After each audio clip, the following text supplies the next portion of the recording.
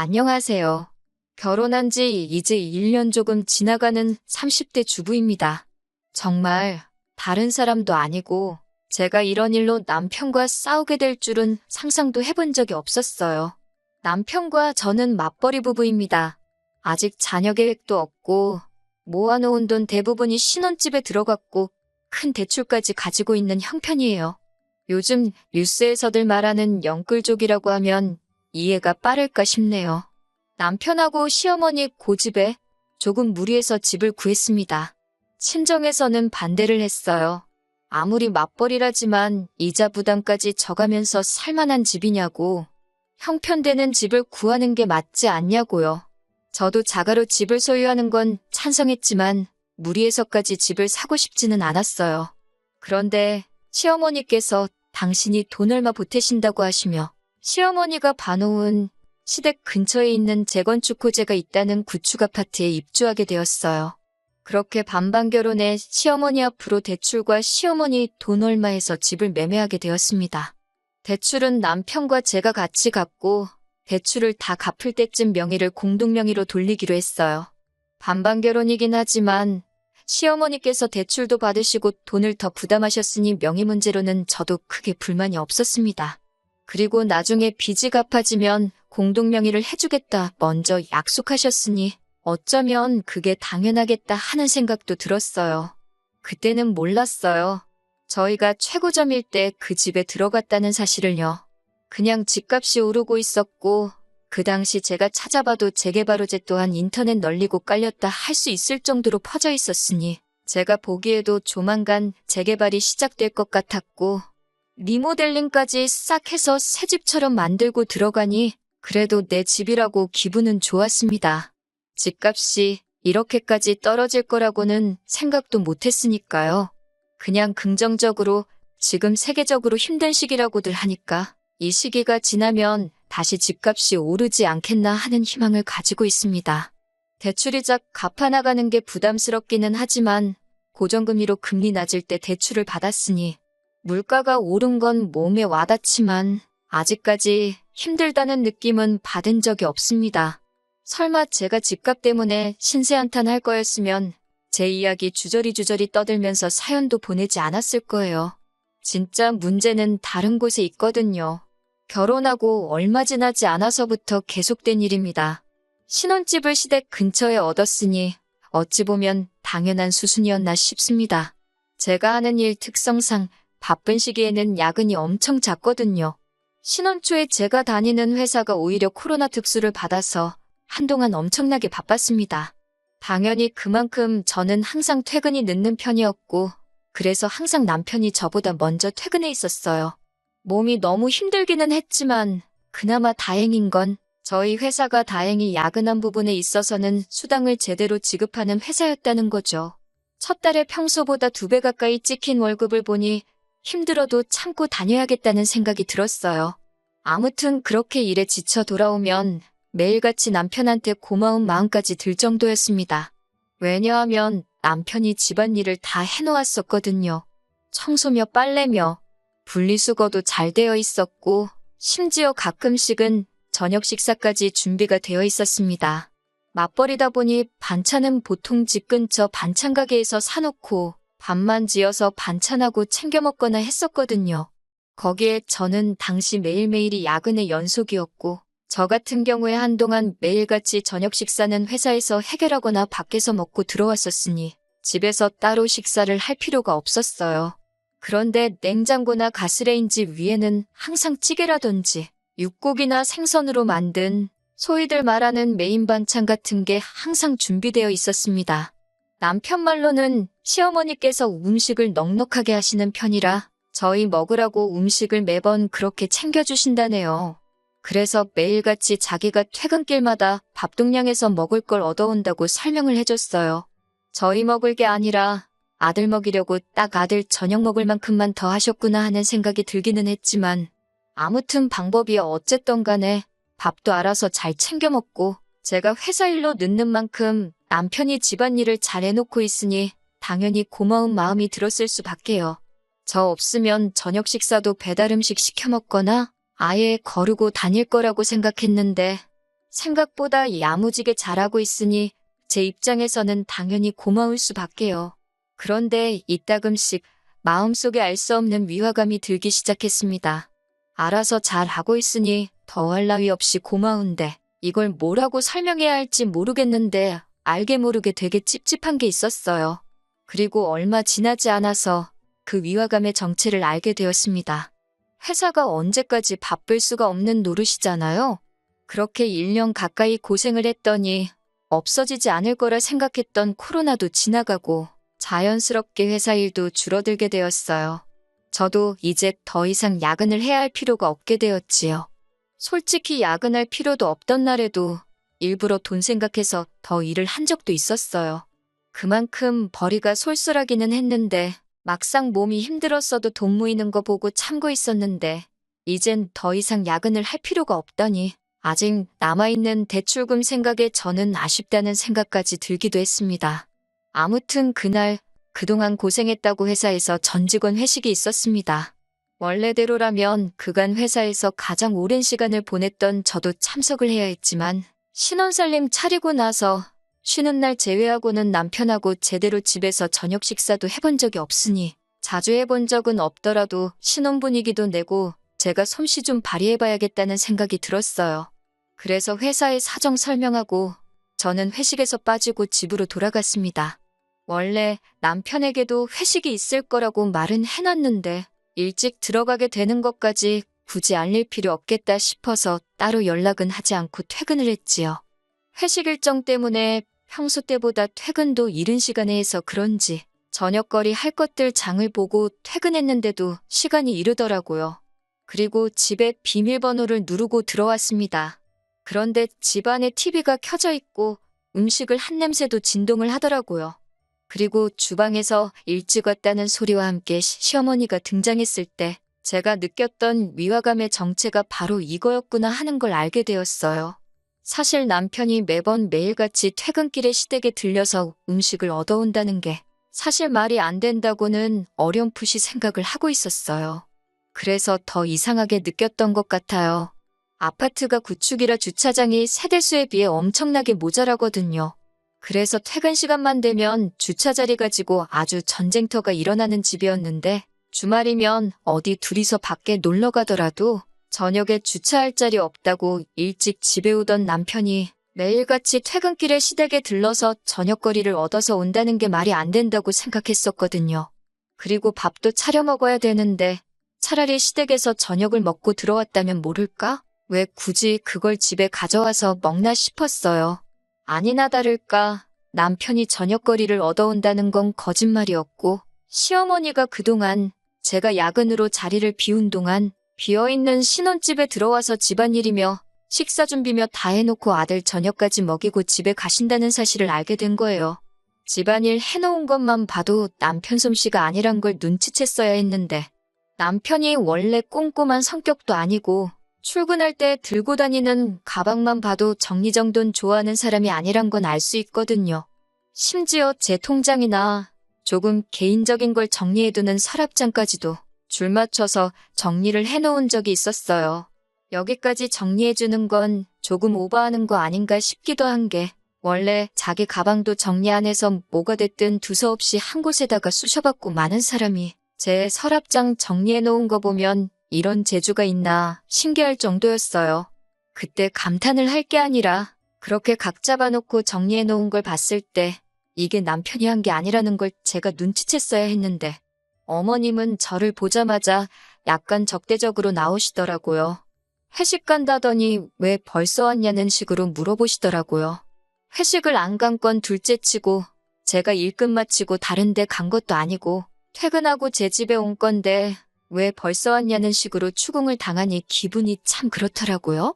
회식 불참하고 일찍 퇴근했다고 하니 더 캐묻지는 않으셨는데 얼마 안 지난 것 같은데 둘만 있는 게 그렇게 불편할 수가 없더라고요. 다행스럽게도 남편이 곧 퇴근을 해서 집에 돌아왔습니다. 남편도 자기보다 먼저 집에 돌아와 있는 저를 보고 적잖이 당황을 하더라고요. 말까지 떨면서 어떻게 상황을 정리해보려 하더라고요. 그리고 그동안 남편이 일에 지친 저를 위해서 불편을 감수하면서까지 해왔다고 생각했던 일들이 사실 남편이 한 건 하나도 없고 전부 다 시어머니가 하신 거라는 사실을 알게 되었어요. 설마 아닐 거라고 생각했던 게 현실이었다는 걸 알게 되니 머리가 띵하더라고요. 자기도 그동안 석연찮은 구석이 있으니 자기가 다 해왔던 거라고 저에게 포장해서 말을 해왔던 거죠. 어머니가 자식 걱정에 집에 올 수도 있는 거 충분히 이해할 수 있는 일이라고 생각하지만 그동안 남편이 저에게는 사실을 말하지 않고 거짓말을 했다는 게 더 화가 났어요. 숨길 필요도 없는 일을 가지고 사소한 거짓말을 하는 건 신뢰의 문제잖아요? 그래서 시어머니는 빼고 남편을 방으로 데리고 들어와서 이게 다 무슨 일이냐고 추궁을 했어요. 남편은 마땅한 변명거리가 생각나지 않았는지 쩔쩔매면서 어떻게든 저를 이해시키기 위해 머리를 짜내고 있더라고요. 그런데 어머님이 방문을 벌컥 열고 들어오시더니 지금 이게 뭐 하는 짓이냐면서 저한테 다짜고짜 화를 내기 시작했습니다. 그러면서 저보고 이게 뭐 하는 짓이냐면서 시어미가 며느리 편하라고 와서 집안일도 다 해주고 있는데 고맙다고 그 자리에서 용돈은 못 줄 망정 지아비한테 잔소리를 하는 게 말이나 되냐고 오히려 저를 나무라시더군요. 시어머니가 가세를 하니 남편도 갑자기 기가 살아가지고는 어머님 말이 맞다고 네 할 일을 줄여준 건데 고맙다고는 못할 망정 왜 나한테 큰 소리를 치냐며 되려화를 내더라고요. 두 사람이 저러고 있는데 솔직히 어이가 없었어요. 제가 뭐 그동안 밖에서 놀다 왔나요? 똑같이 맞벌이 하고 있고 회사 일 때문에 늦게 들어온 건데 당연히 제가 해야 할 집안일을 시어머니가 대신 해준 거라고 저한테 한 소리 하는 게 말이 되는 상황은 아니잖아요? 따지고 보면 팔자에도 없는 집을 사버려서 제가 야근까지 해가며 돈 버는데 혈안이 되게 만든 게 누군데 큰 소린가 싶었어요. 맞벌이 부부가 당연히 집안일은 분담해서 해야 하는 게 맞지 않느냐고 하니 어떻게 아내가 돼서 남편한테 집안일을 시킬 생각을 하냐면서 아주 세상이 거꾸로 돌아간다고 어머님께서 한탄을 하시더군요. 아무리 시어머니를 앞에 두고 있다고 하더라도 이 부분은 저도 정확하게 짚고 넘어가고 싶었어요. 솔직히 남편이 저한테 말도 하지 않고 시어머니한테 비밀번호 알려준 것도 열받지만 며느리가 아니라 식모나 마찬가지라고 대놓고 말하는 시어머니나 전부 제가 기분 나빠하고 화를 내야 할 일투성이인데 역으로 저한테 뭐라고 하고 있는 거잖아요? 그냥 내내 하고 어머님 보내놓고 남편하고 한바탕 하는 방법도 있었지만 정확하게 하고 넘어가기 위해서 목소리를 높였지요. 반반 결혼했으니까 집안일도 똑같이 반반 해야 하는 거 아니냐고요. 그랬더니 빨래는 세탁기가 해주고 청소는 청소기가 해주고 밥은 밥솥이 해주는데 뭐가 어려운 일이냐면서 유세를 다 부리냐고 당신은 평생 해오신 일이라고 자랑처럼 말씀하시는 겁니다. 남자가 밖에서 돈 딱 벌어오고 여자가 집에서 남자 내조를 하는 게 맞다고 하시는데 세탁기랑 청소기랑 밥솥이 무슨지 혼자 돌아가나요? 평생 식모살이 해오신 걸 자랑처럼 여기시고 식모살이 대물림 해줄 거면 신우한테나 해주지 왜 남의 집 자식인 저한테 하려고 하시냐 했어요. 결혼은 무슨 나 혼자 했냐고 남들처럼 대출 없이 집 한 채 턱턱 해줬으면 나라고 돈 몇 푼 벌겠다고 아침에 1시간 저녁에 1시간 닭장마냥 출퇴근길 지옥철 끼어 타서 출근하겠냐고 쏘아붙였죠. 쓸데없는 욕심에 형편에도 맞지 않는 집을 구하자고 해가지고 집값이 하루하루 뚝뚝 떨어지는 거 보면서 이자 갚는다고 돈 한 푼 더 벌기 위해 매일같이 야근하는 게 누구는 좋아서 하고 있겠냐고 막 소리를 고래고래 질렀습니다. 시어머니 그 말에 아무 대답도 못하고 저도 소리 지르다 보니 너무 열이 받고 억울해서 눈물이 다 나더라고요. 그 길로 방에 들어가 문 닫고 있으니 시어머니 나가는 소리가 들려왔습니다. 그리고 얼마 안 있어서 남편이 쭈뼛쭈뼛 방에 들어와서 저한테 미안하다고 사과하고 여기까지만 들으면 제가 시짜짓 하는 시어머니를 한 방 먹인 거나 마찬가지겠죠. 그런데 역시나 시어머니가 괜히 시어머니가 아니시네요. 저한테 속수무책으로 당하신 시어머니가 분했는지 다음날 아주 커다란 칼을 갈고 돌아오셨습니다. 퇴근하고 왔더니 남편은 월차를 낸 건지 저보다 먼저 퇴근해 있었고 현관문 앞에 커다란 여행 가방이 하나 놓여 있었어요. 그리고 여행 가방의 주인인 시어머니는 저랑 남편이 서재로 쓰려고 꾸며놓은 방에 짐을 다 빼고 계시더군요. 남편은 자기 엄마 도와서 지네 엄마 누울 자리를 만들어주고 있었고요. 저한테 상의도 없이 이게 또 뭐 하시는 거냐고 곧바로 따져 물었습니다. 시어머니가 보면 모르겠냐고 하면서 당신 여기서 머물고 지낼 방을 만든다고 하시더라고요. 우리 집에 어머님 방이 왜 필요하냐 했더니 어머님이 이 집에 내 돈이 얼마나 들어가 있는지나 아느냐고 대번에 뭐라고 한마디 하시더군요. 이 집에 내 돈이 제일 많이 들어갔지 않았느냐고. 대부분이 어머님 앞으로 되어 있는 대출이기는 했지만 지분이 가장 많으니 내 집이나 마찬가지라고 우기는 거였어요. 그리고 이제는 10월드 갑질도 모자라서 돈으로 갑질을 시작하신 겁니다. 자기 말대로 안 하면 당장 이 집에 묶인 돈을 빼버리겠다고요. 어머님이 저렇게 강하게 나오는 건 그 돈이 지금 빠져버리면 당장 저희가 아쉬운 상황인 걸 너무나도 잘 알고 계시기 때문이기도 하고요. 제가 곤란해하는 걸 느꼈는지 남편도 기고만장해져서 그러니까 왜 잠자는 사자의 코털을 건드렸냐면서 어머님을 자극을 안 했으면 어머님도 이렇게 나오지 않았을 거라고 제 탓을 하기 시작했어요. 정말 억울했지만 이렇게 졸지에 어머님하고 같이 살아야 할 바에야 제가 제 고집을 빨리 꺾는 게 좋겠다고 생각을 했어요. 시어머니가 이대로 돈을 빼도 문제고 제가 남편한테 져주고 들어가는 모습을 보여주기 전까지는 분명히 이 집에 저렇게 눌러 살 계획이신 것 같은데 하루 종일 같이 지낼 바에야 저 출근해 있는 동안 왔다 가시는 게 낫지 하는 생각에 일단 먼저 어머님께 제가 잘못 생각한 것 같다고 말했습니다. 어머님이 저희 생각해서 도와주신 건데 제가 몰랐다고. 그렇게 한 수 접어주는 척 나갔더니 오히려 더 기고만장해지시더군요. 이참에 며느리 교육도 한번 똑바로 시켜보고 당신도 당신 시어머니한테 해드렸던 것처럼 며느리한테 효도 좀 받아봐야 하시겠다는 겁니다.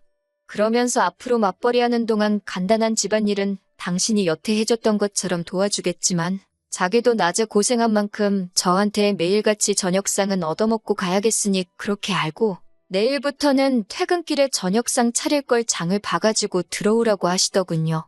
정말 이 상황이 너무너무 싫으네요. 불행 중 다행인지 회사에 일이 생겨서 다시 야근을 하고 있는 실정이기는 한데 2주면 끝날 일이에요. 2주 뒤엔 팔자에도 없던 시어머니 수발을 들며 지낼 생각을 하니 아주 고민이 이만저만이 아닙니다. 남편 말 맞다나 대신 집안일 해주는 거였는데 제가 가만히만 있었으면 이런 일도 없었을 텐데 괜히 일을 키운 제 잘못인가 싶기도 하고. 그렇다고 어머님이 이 집이 내 집이나 마찬가지라고 제가 없는 빈집에 들어와서 제 물건을 뒤적뒤적거리는 걸 아는데도 모르는 척 하고 있으면 그건 그것대로 스트레스가 아닐까 싶고 야근하면서 좋은 해결 방법이 없나 생각해보는데 뾰족한 수가 떠오르지를 않네요. 그냥 갑자기 회사가 잘 돼서 잠잠해질 때까지 계속 야근만 시켰으면 좋겠을 따름입니다. 안녕하세요. 후기 및 최근 근황을 전해드립니다. 2주 정도는 회사 일로 피신해 있을 수 있을 줄 알았는데 예정보다 회사 일이 빨리 끝나서 말이에요. 그런데 도무지 집에 돌아가기가 싫더라고요. 그래서 야근 핑계대고 매일같이 회사에 남아 있었습니다. 그런데 아무리 생각해도 그 상황이 너무나 억울했던 거예요. 그런데 제 기분을 읽으셨는지 친정어머니한테서 전화가 왔어요. 한동안 제가 그런 일도 있고 해서 연락이 뜸했었거든요. 그리고 저도 모르게 현재 상황을 다 털어놓게 돼버렸네요. 괜히 걱정 끼쳐드리고 싶지 않아서 저 혼자 품고 가려고 했는데 친정 부모님은 제 말에 그런 말도 안 되는 게 어디 있냐고 분개하셨습니다. 그리고 곧장 저를 데리러 한달음에 오셨어요. 그리고는 같이 집으로 가자고 하시더군요. 저랑 남편의 일인데 괜히 제가 고집부리는 바람의 일을 크게 만든 것 같아 그러실 필요가 없다고 하니 친정 부모님께서 대번에 제가 잘못한 게 뭐가 있다고 일을 크게 만들었냐고 일 크게 만든 건 그 늙은 할망구 아니겠냐고 제 손을 잡아 끌으셨어요. 친정 부모님과 함께 집에 돌아가니 남편하고 둘이 오붓하게 저녁 식사하고 계시던 시어머니께서 깜짝 놀라시더군요. 그렇다고 당황하신 기색은 없고 여기까지는 왜 오셨냐 하는 듯이 나오셨어요. 친정 부모님께서 저한테 들은 상황을 말씀하시며 제가 한 말 중에 틀린 말이 있느냐고 물으셨고 시어머니도 당당하게 제가 한 말이 다 맞다고 하더라고요. 친정 부모님께서 애들 둘이 사는데 어른들이 껴서 이게 뭐하는 행동이시냐. 어떻게든 어려운 상황 이겨내고 잘해보려는 중이고 애들 삶인데 우리는 이만 빠져줍시다 좋게 좋게 말씀하시는데 시어머니는 그렇게는 못하겠다 하시더군요. 남자는 남자가 할 일이 있고 여자는 여자가 할 일이 있는데 제가 직무유기를 하고 맞벌이를 한다는 이유만으로 가장의 권한마저 넘보고 있는 데다가 시어머니까지 우습게 깔보고 있는다는 말도 안 되는 소리를 하시더라고요. 반반 결혼했는데 집안일 분담해서 하자는 게 가장의 권한을 넘보고 있는 건가요? 참으로 어이가 없었어요. 시어머니 돈이 들어갔다 했어도 그 돈의 대부분이 대출이고 같이 갚아나가고 있는데 자꾸 이 집을 자기 거라고 우기는 것도 어이가 없었어요. 친정부모님께서 집에 돈 얼마 들어간 거 가지고 유세 부리고 그 돈으로 애들 겁주면 좋냐고 한마디 하니 시어머니께서 아이고 그럼 내 돈은 빼야겠네 하시며 빈정거리시는 겁니다. 애초에 반반 결혼하는 상황에 제 의견은 상관없이 형편에도 없는 집을 무리해서 구하라고 보탠 돈이면서 그걸 가지고 저렇게 나오니 진짜 어이가 없더라고요. 그런데 친정어머니께서 저한테 이 집에 남아있는 대출이 얼마냐고 물어보시더군요. 그러면서 그 4억은 당신들이 지금 당장 내주겠다고 그러니까 이 집에서 당장 짐 빼서 나가고 애들 사는데 신경 끄고 지내시라 한마디 하셨어요. 그런 큰돈이 어디 있어서 허세를 부리냐는 듯이 나오니 어차피 애들도 다 시집 장가 보냈고 당신들 서울에 집도 필요 없는데 그거 팔고 어디 한적한 곳으로 내려가셔도 된다는 겁니다. 어쨌든 그 돈은 집을 급매를 해서라도 마련할 테니 그렇게 알라고 하시는데 그때 시어머니도 그렇지만 저도 많이 놀랐어요. 이런 말도 안 되는 시어머니 고집에 친정부모님이 집까지 팔아야 하나? 그런 생각이 들더라고요. 그리고 이미 이 상황이 이렇게 개싸움으로 번질 때 시어머니가 저한테 답을 줬다는 걸 깨달은 거예요. 이 집이 아직 대출도 많이 남았고 돈 한 푼 아쉬운 상황에서 묶어놓은 돈이 빠졌을 때 아쉬운 게 저뿐만이 아니었다는 걸 말이죠. 당장 친정부모님께 그 돈 마련해 주실 필요 없다고 딱 잘라 말했습니다. 마침 시어머니, 아니 저 아줌마도 자기 짐 챙겨서 집에 들어왔는데 뭘 더 볼 게 있냐. 그냥 내가 이 집에 들어간 내 돈 빼고 내 짐 빼서 이 집에서 나가는 게 더 빠르지 않겠냐 했어요. 이혼하자고 하는 말이죠. 이미 결혼할 때 내키지 않는 집을 계약한다고 대출도 시댁 앞으로 받고 명의도 남편 명의로 해뒀던 그 집이 오히려 약이 되었네요. 집값은 이미 결혼하자마자부터 내려가기 시작했고 이 집에 저 아줌마 돈만 묶여있는 게 아니잖아요? 제 돈도 들어가 있으니 말이죠. 그 돈이 빠져버리면 이젠 아쉬운 사람이 누가 되는 건지는 안 봐도 뻔한 상황이 돼버리겠어요? 눈에는 눈, 이에는 이라더니 그 말이 딱 맞는 말이더라고요. 제가 뭐라고 식모대우 받아가며 이 결혼을 유지하려고 친정부모님 집까지 팔아야 하는지 싶더라고요. 그들이 하는 대로 똑같이 나오니 큰일 나는 게 제가 아니라 저 사람들이 돼버리는 건데 말이에요. 대충 계산해도 아주 큰일 났다는 걸 느꼈는지 남편이 얼굴이 사색이 돼서 쩔쩔매더라고요. 그 와중에 시어머니는 계산이 안 되는 건지 어딜 이혼을 가지고 협박하려고 하느냐며 바라던 바라고 지금 당장 돈도 빼가고 짐도 빼가고 이 집에서 썩 나가라고 하시더라고요. 남편이 새하얗게 질린 얼굴로 엄마, 가만히 좀 있어봐 하면서 말리는데 저 성질 더러운 할망구가 벌써 발동이 걸렸는데 누가 말리겠어요?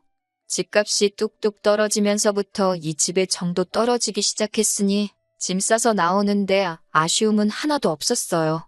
일단 급한 짐 챙겨서 친정으로 갔더니 여기가 내 집인가 싶고 속이 후련하니 결정 잘한 것 같더라고요. 이미 이 상황에 남편이니 시어머니니 잘못했다고 내 바짓가랑이를 잡고 울어도 제 마음 바뀔 일이 없을 거라는 확신이 생겼어요. 아니나 다를까 시어머니도 남편 설명 듣고 계산기를 두드려 봤는지 자기가 아들 밥 굶고 다니고 하는 마음에 잠깐 정신이 어떻게 되었나 보다고 하면서 미안하다고 자기 짐은 벌써 뺐다고 하시면서 돌아오라고 하시는데 이미 제 마음이 굳을대로 굳어버렸는데 이제 와서 물러나면 뭐가 바뀌겠냐고 말하고 전화 끊어버렸습니다. 화를 내고 싶은데 화도 못 내고 쩔쩔매는 꼴을 보니까 어찌나 후련하던지 시어머니는 저한테 고마워해야 할 거예요. 그렇게 하고 싶어 하던 아들 뒷바라지 제가 다시 할 수 있게 만들어드린 거나 마찬가지잖아요. 남편 외버리면 그 집에 대출이자까지 해서 앞으로 못해도 20년은 죽어라고 그 집에서 아들 밥 챙겨주고 빨래해주고 청소해주고 하면서 지내야 할 텐데 그 정도면 제가 거의 소원 성취해드린 거나 마찬가지 아닐까 싶네요. 고마워하라고 한 행동은 아니니까 그냥 남은 그 긴 세월 동안 내가 왜 그랬지? 하는 후회 속에 살아갔으면 싶네요. 이렇게 쉬운 걸 가지고 골머리를 썩었다니 저도 아직 한참 멀었나 봅니다.